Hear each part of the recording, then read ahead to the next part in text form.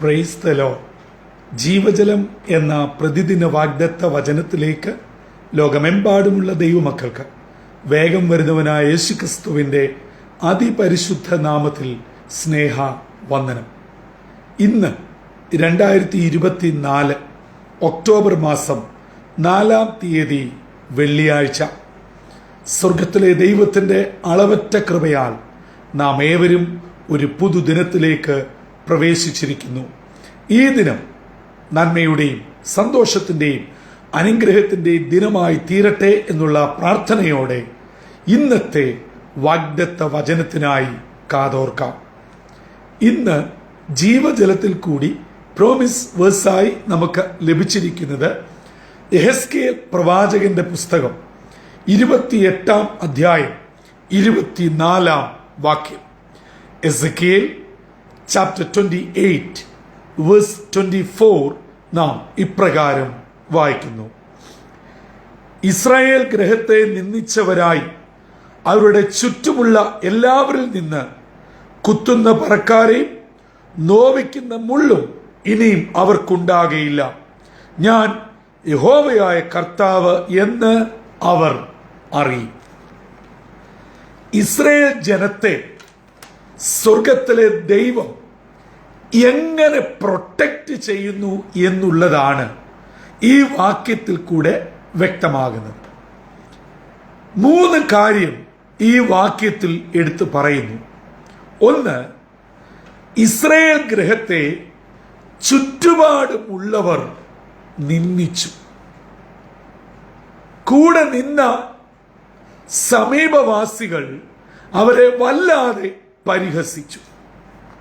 രണ്ടാമത് പറയുകയാണ്, അവരെ കുത്തുന്ന പറക്കാരൻ. 3, മുള്ള്. ഈ മുള്ളും പറക്കാരെയും എപ്പോഴാണ് ഭൂമിയിൽ ഉണ്ടായത്? ഉൽപ്പത്തി പുസ്തകം 3-ാം അധ്യായം 17-18 വാക്യങ്ങൾ നാം പഠിക്കുമ്പോൾ ആദിമ മനുഷ്യനായ ആദമിനെ ദൈവം ശാസിച്ച്, ഒരു വിധത്തിൽ പറഞ്ഞാൽ ശപിച്ചപ്പോഴാണ് ഈ ഭൂമിയിൽ മുള്ളും പറക്കാരെയും മുളയ്ക്കുന്നതായി വചനം നാം വായിക്കുന്നത്. അതെ, ഈ ശാപഗ്രസ്തമായ മുള്ളും പറക്കാരെയും ഇനിയും ഇസ്രായേൽ ജനത്തിനെ കുത്തുകയും വേദനിപ്പിക്കുകയും ചെയ്യുകയില്ല. കാരണം ഞാൻ അവരുടെ ദൈവമാണ്. പ്രിയ ദൈവജനമേ, ഇസ്രായേൽ എന്ന വാക്കിന്റെ അർത്ഥം ദൈവത്തിന്റെ സ്വന്തം ജനം. അങ്ങനെയെങ്കിൽ ഞാനും നിങ്ങളും പുതിയ നിയമ ഇസ്രായേലായി ദൈവ പൈതലായി മാറിക്കഴിഞ്ഞാൽ തമ്പുരാൻ എങ്ങനെയാണ് നമ്മെയും നമ്മുടെ കുടുംബാംഗങ്ങളെയും പ്രിയപ്പെട്ടവരെയും പ്രൊട്ടക്റ്റ് ചെയ്ത് സൂക്ഷിക്കുന്നത്? ഇനിയും നിന്ദിക്കുവാൻ ദൈവം അനുവദിക്കുകയില്ല. നിന്ന പല വിധങ്ങളിൽ സഹിച്ച് മടുത്തവർ ഈ പ്രഭാതത്തിൽ എന്നെ കേൾക്കുന്നുണ്ടാവാം. ഒരു കുടുംബത്തിലെ ഒരു അംഗത്തിന്, അത് മകനായിരിക്കാം, മകൾക്കായിരിക്കാം, ആർക്കുമായിരിക്കാം, വചനം പറയുന്നു, ഇസ്രായേലേ, ഇനിയും നീ നിന്ദിക്കപ്പെടുകയില്ല. ഇനിയും പറക്കാരെ കൊണ്ട് നിന്നെ ആരും കുത്തി നോവിക്കുകയില്ല.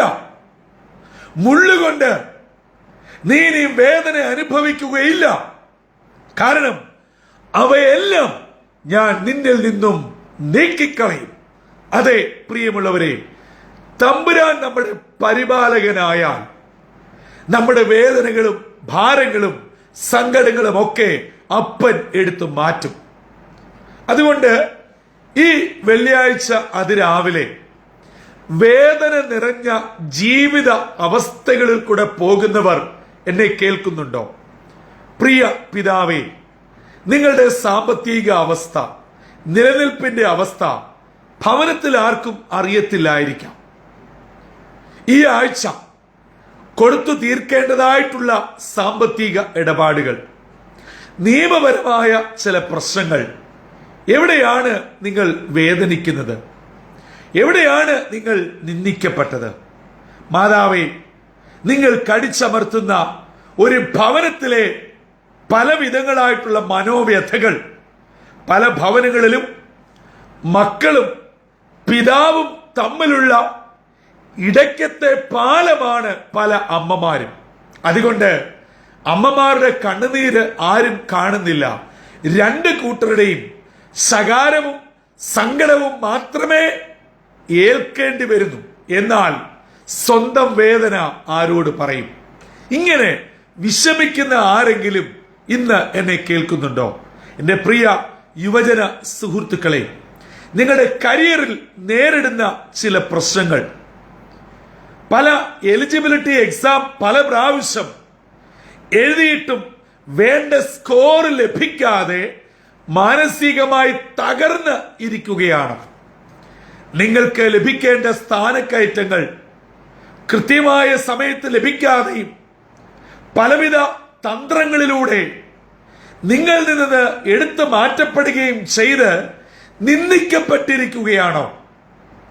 പ്രിയ സഹോദര, നിങ്ങളുടെ നിന്ദയെ മാറ്റുവാൻ ഇന്ന് ദൈവം മതിയായവനാ. നിങ്ങളെ പലവിധ കുത്തുവാക്കുകളാൽ വേദനിപ്പിക്കുന്നുണ്ടോ? പല വിധങ്ങളിൽ നിങ്ങളെ നോവിക്കുന്നുണ്ടോ?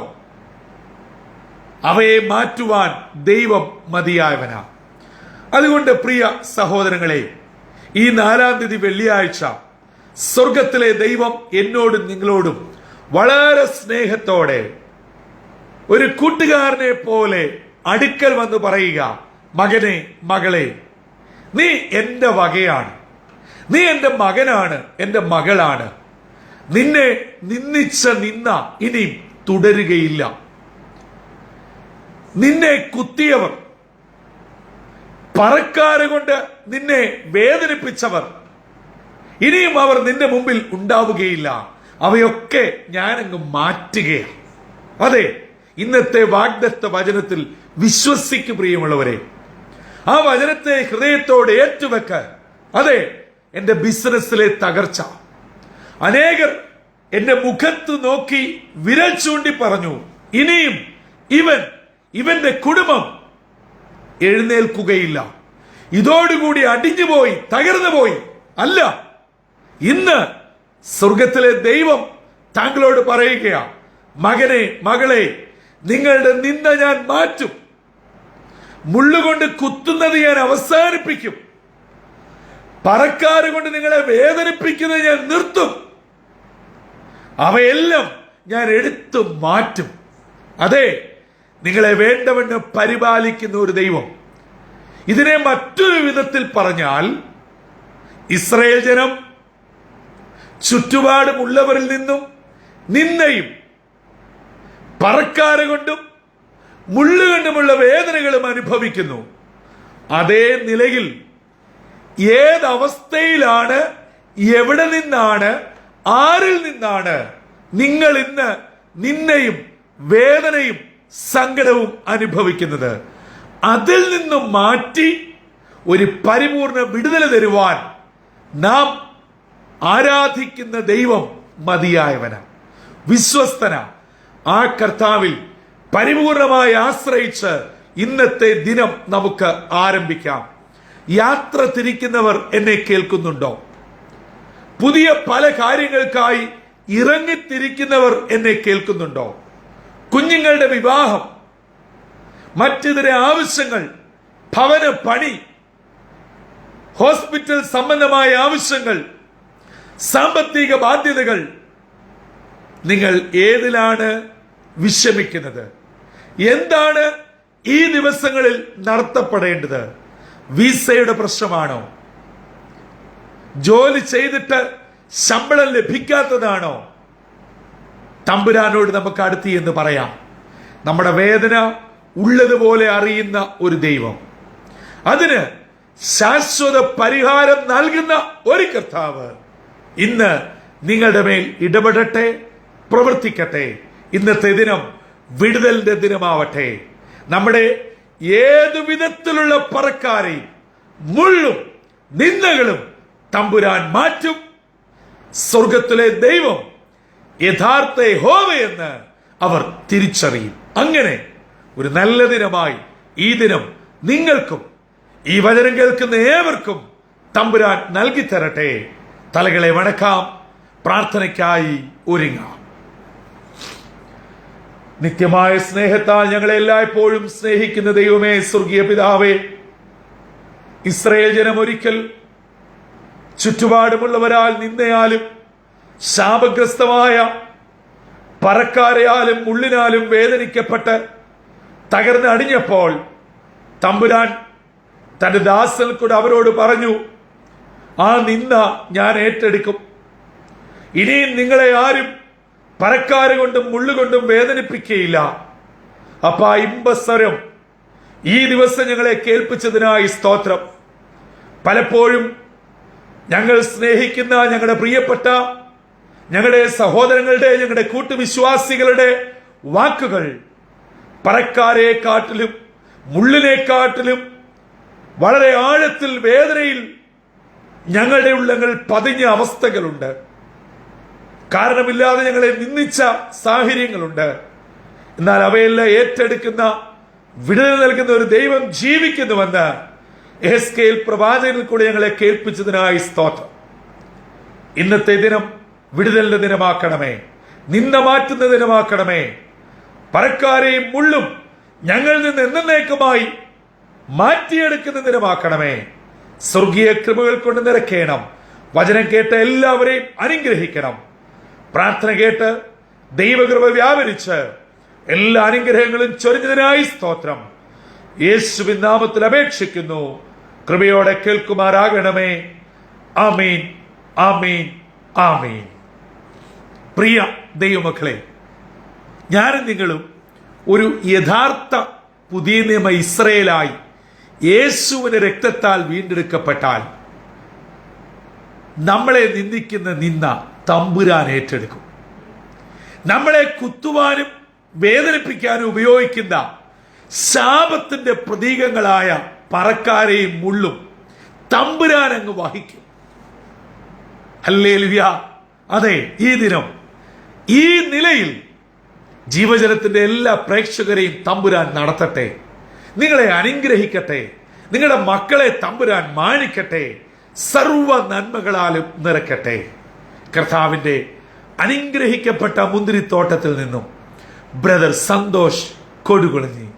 God bless you all.